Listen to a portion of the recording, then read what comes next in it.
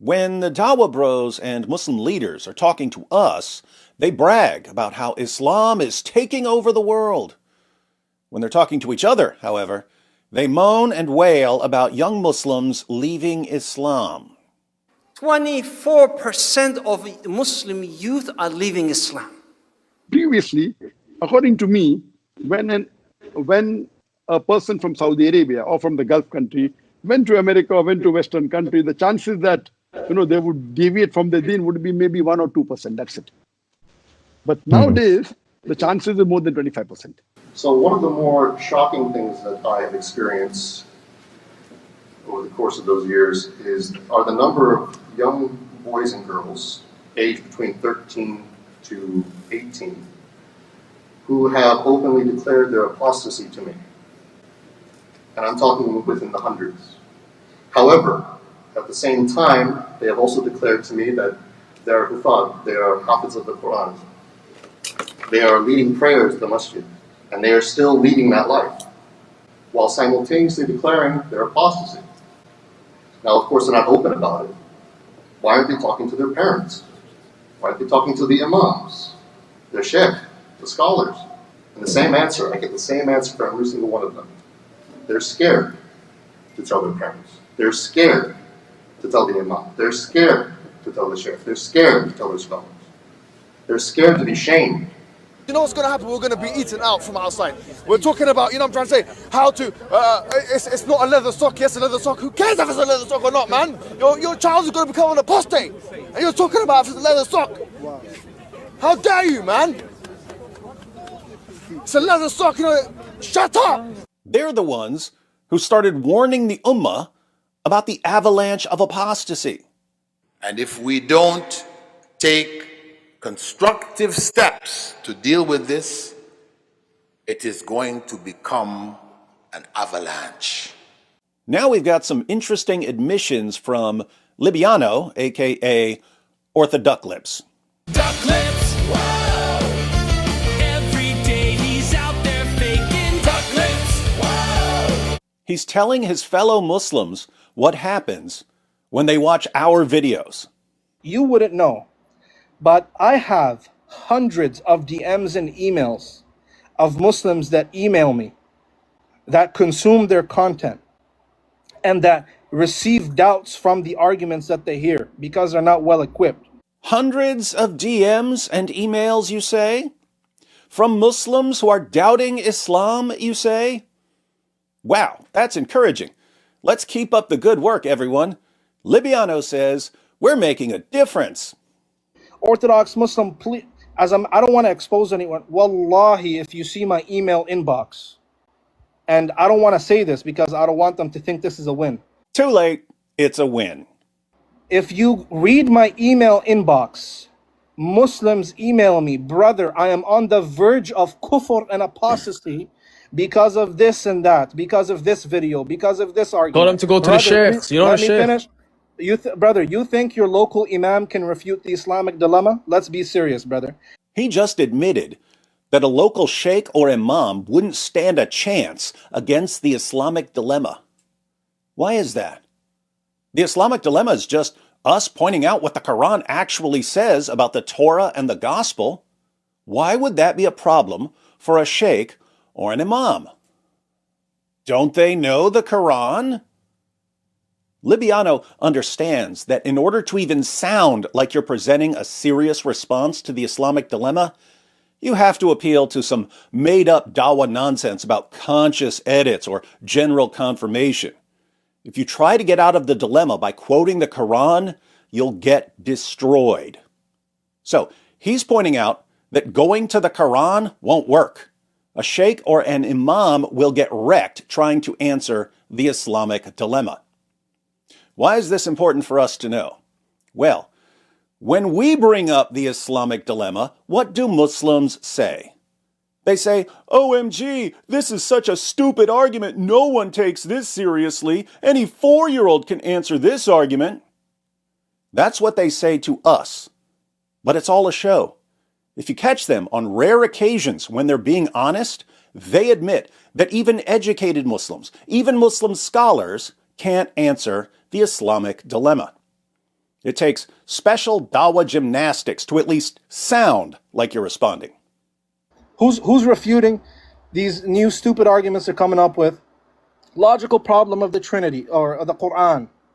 Okay, logical problem of the Quran. You may think it's dumb, you may think it's silly, but Muslims actually genuinely get doubts.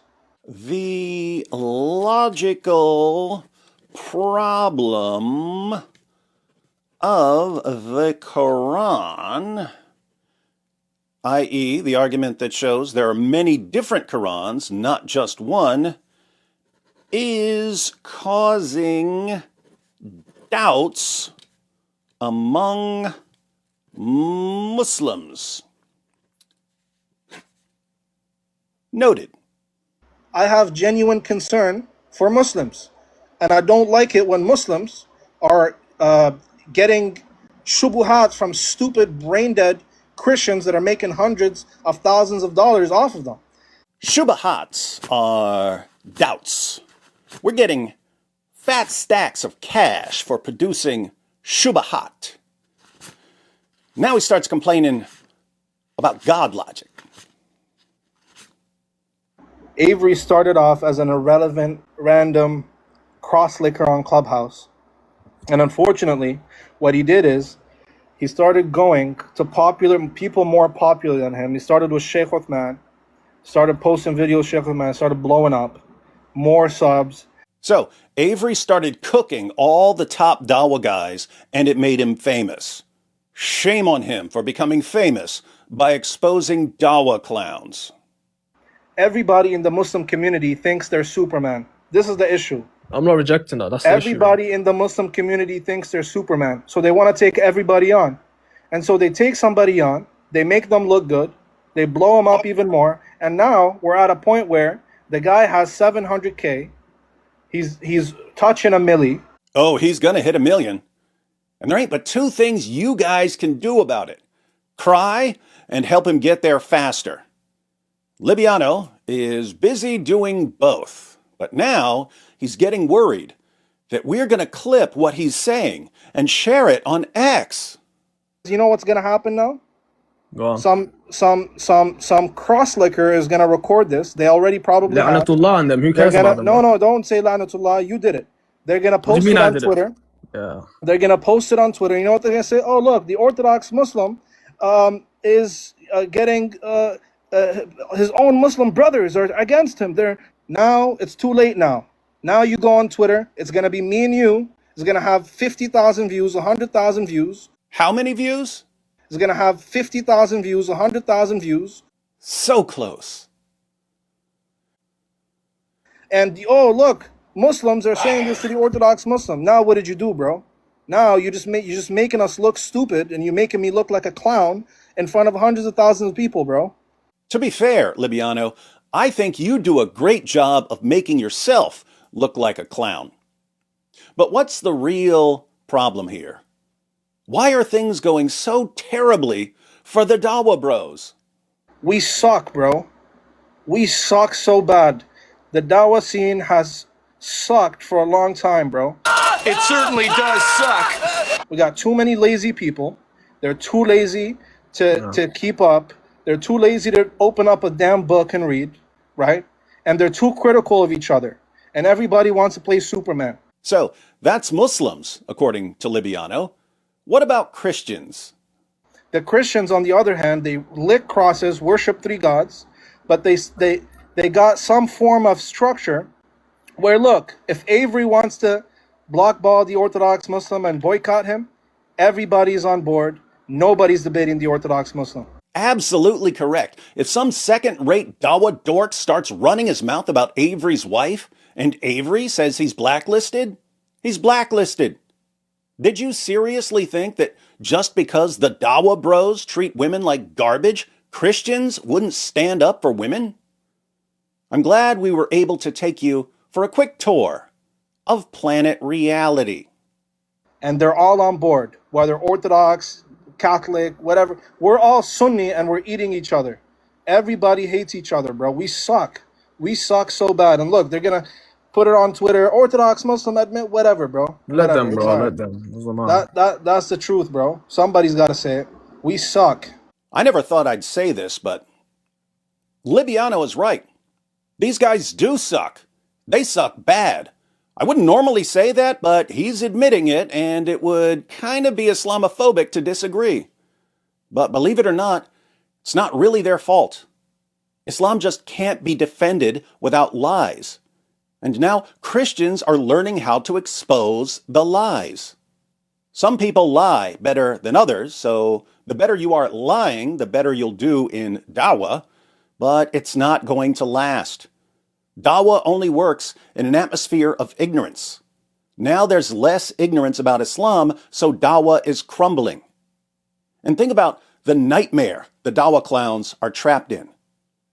There still aren't a lot of people exposing Muhammad and the Quran.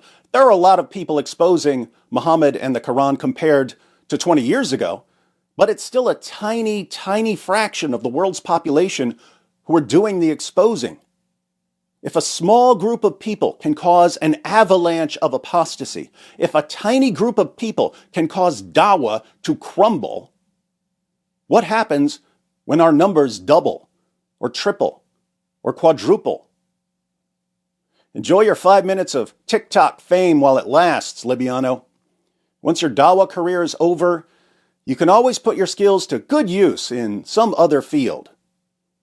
Might I suggest selling overpriced used cars to gullible half-wits who are too lazy to do 5 minutes of research? Seems like the perfect career path for a failed dawah-gandist.